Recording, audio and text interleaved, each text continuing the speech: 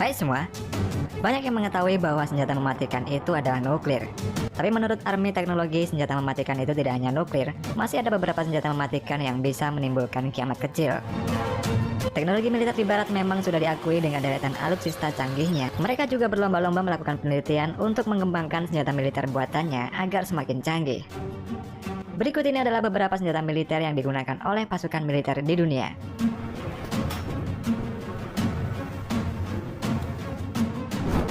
AC-130 Spectre.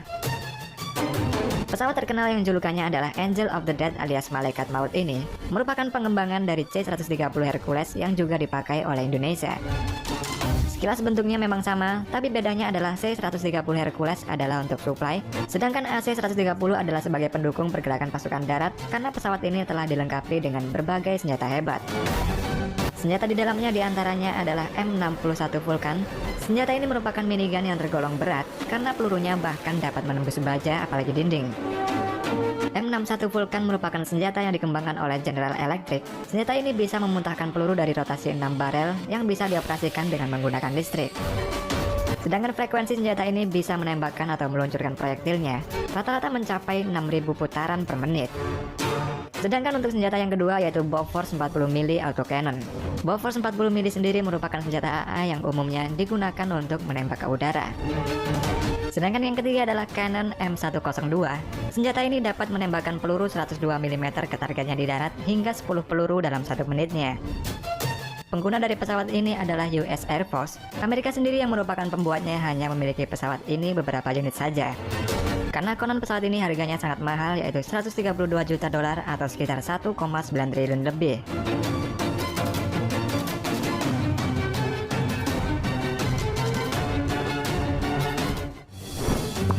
TOS-1 Buratino.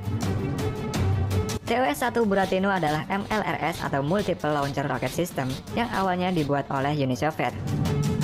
Peluncur roket kelas berat ini diciptakan khusus untuk menghabisi sasaran dengan membakar area dan seisinya, termasuk musuh yang mungkin ada di dalamnya.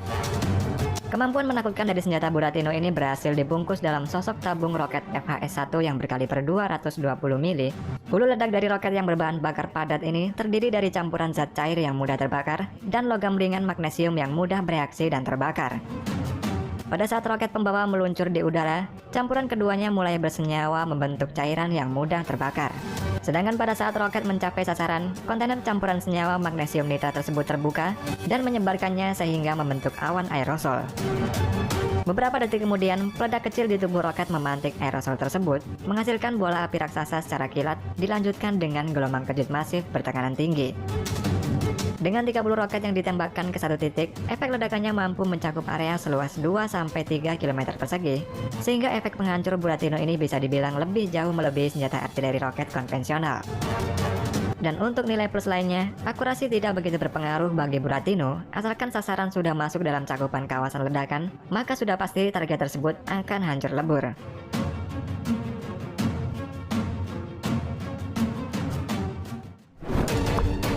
Kaca anti peluru. Jika sebelumnya membahas senjatanya, maka kali ini adalah pelindungnya. Produsen kaca mobil anti peluru yaitu Texas Armoring Corporation memamerkan produk anti peluru terbarunya. Produk tersebut berupa kaca mobil setebal 2 inch yang sanggup menahan berontongan senjata otomatis sekelas AK-47. Dalam video ini tampak hujaman timah panas yang keluar dari laras senapan AK-47 buatan Uni Soviet ini gagal menembus kaca pelindung tersebut. Untuk pemasangannya adalah dengan mengukur mobil tersebut secara detail lalu membongkarnya. Kemudian mereka menyisipkan pelindung dengan standar militer yang muat ke dalam mobil tersebut. Sedangkan untuk pelindung tangki bahan bakar mereka menggunakan bahan berbasis nilon balistik. Sementara untuk bagian lainnya mereka menggunakan pelapis baja. Untuk harganya sendiri, lapisan paling murah dibanderol dengan harga 46.000 euro atau sekitar 740 juta rupiah. Lapisan ini mampu menahan peluru dari pistol dan senjata berkaliber kecil lainnya. Sedangkan untuk harga termahal, mereka membandrol lapisan ini dengan harga 360.000 euro atau sekitar 5,8 miliar rupiah.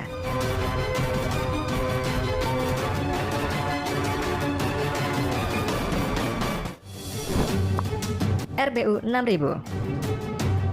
Sosok senjata yang sangar ini boleh dibilang menjadi sajian favorit TNI Angkatan Laut dalam gelar-gelar latihan tempur. Hal itu dikarenakan RBU-6000 termasuk senjata anti kapal selam di era Perang Dingin dan mulai dioperasikan oleh Angkatan Laut Uni Soviet pada tahun 1960 sampai 1961. Untuk pengoperasiannya, rudal ini sudah tergolong modern dengan sistem kendali otomatis dari pusat informasi tempur yang mengandalkan Burya Fire Control System, sehingga akurasi serta arah elevasi multilarasnya dapat terjaga. Secara total, pola penembakan RBU-6000 ini dapat disetting untuk 1 kali tembakan, 2 kali, 4 kali, 8 kali, atau salvo 12 kali.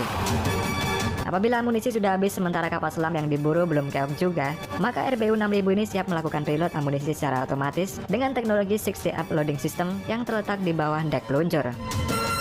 Umumnya tiap-tiap peluncur dapat memuat magasin yang berisi 72 hingga 96 roket. Roketnya menggunakan roket 90R dan mempunyai berat 112,5 kg dengan bobot hulu ledak 19,5 kg. Untuk jangkauan luncur roketnya mulai dari 600 meter sampai 4.300 meter. Hasil dari pengenaan sasaran dapat diketahui dalam waktu 15 detik dan tingkat keberhasilan dalam penghancuran kapal selam mencapai 80%.